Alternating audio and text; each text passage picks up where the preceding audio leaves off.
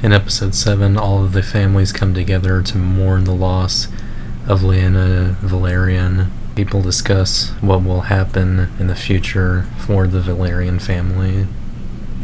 After the main ceremony, everyone sort of goes on their separate ways while still staying near the castle. Yeah, sort of hanging out for the most part, while a few others just do their own thing, such as Rhaenyra hanging out with Daemon out on the beach, sort of talking about how things are going, which, aren't entirely too great. And this leads to later into the night, I guess. At first, it kind of seems like a lunar eclipse of sorts, or a solar eclipse of sorts, the way it looked. But I think later on it actually turns to night. But after that, at that point, Rhaenyra and Daemon decide to get it on, so to speak. Which, isn't too great to watch, but it's a little better than, when she was younger, and they almost did that in episode 4, I think. Yeah, so there's that. Meanwhile, one of the younger children of, I think, Alyssa Hightower, let's see here, Aemond, Prince Aemond, sort of wanders off on his own on the beach until he stumbles across a dragon, specifically Lyanna's dragon, who she asked to burn her alive. And the dragon is sort of tied up because of what it did. And Aemond decides to sort of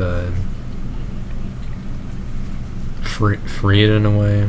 And then the dragon doesn't like him at first, but Aemond's able to sway it, and then they fly, which is a pretty cool scene. The music is nice and wonderful, so to speak. And the CG is decent, and sweeping shots are nice. After this, Aemond lands the dragon, and the dragon itself kind of stirs up a commotion, waking some people up, specifically Lyanna's children, 2 daughters, who wake up, try to go see what was happening. They wake up Rhaenyra's children, 2 boys, and they sort of go off into sort of a tunnel entrance where Aemond meets up and is like, hey, I've got a dragon. But of course the girls are not happy about this, because that was their mother's dragon. And he does not make it any better, because he's saying that, their mother is dead, and he was able to sort of claim it by gaining its trust a bit. After this, a fight breaks out where Aemond starts, hitting everyone, and the fight gets so bad that he almost sort of kills one of the boys with a rock before the other boy picks up a little dagger that was dropped and slashes Aemond across the face, which ends up cutting into his left eye, making it useless. Eventually, the adults cut into this.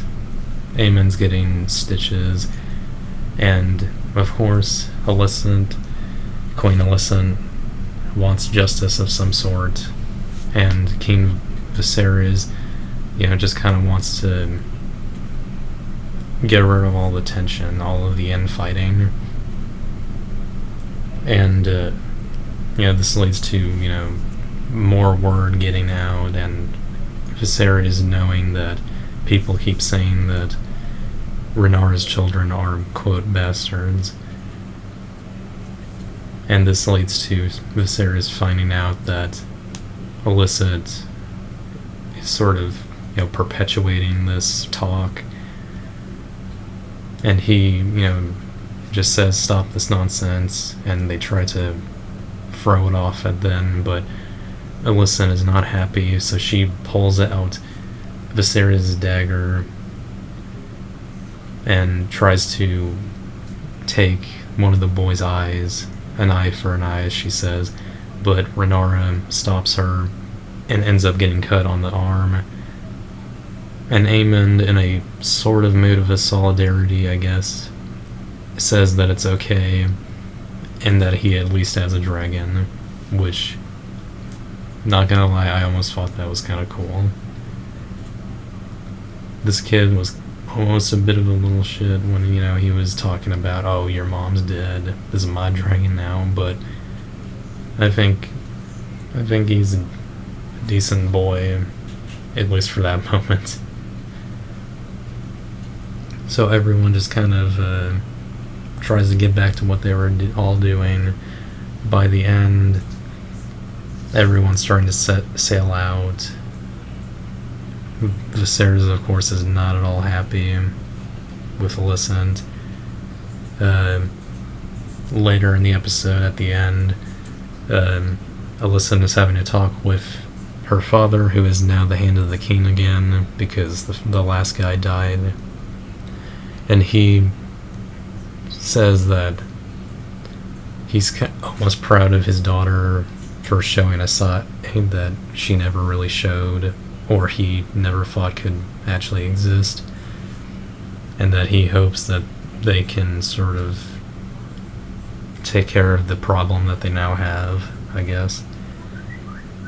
Also, at the end, Rhaenyra and Daemon are talking, and she mentions to him that they should get married to sort of, solidify their house, so the legitimacy of of her children and the throne is not challenged as easily. And this sort of leads to a, set of scenes that are supposed to take place after this talk, where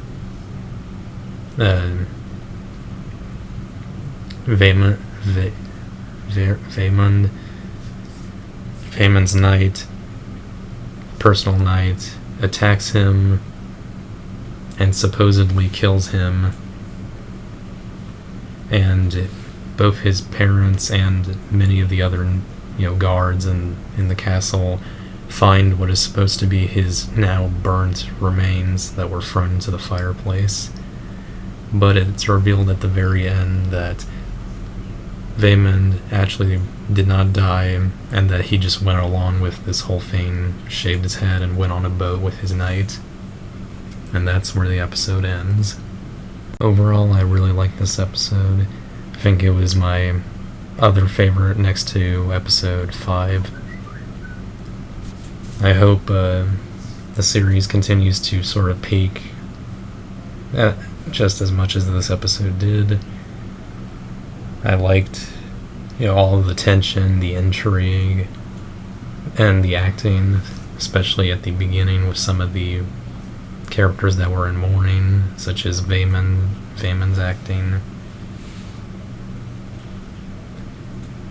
Other than that, that's all I have to say. Good episode. I'm gonna give episode 7 a 9 out of 10. I hope you enjoy this video. I certainly enjoyed the episode itself. Make sure to stay tuned for more House of the Dragon content, and I will see you next time. I hope you all have a good day, and be good people. Goodbye.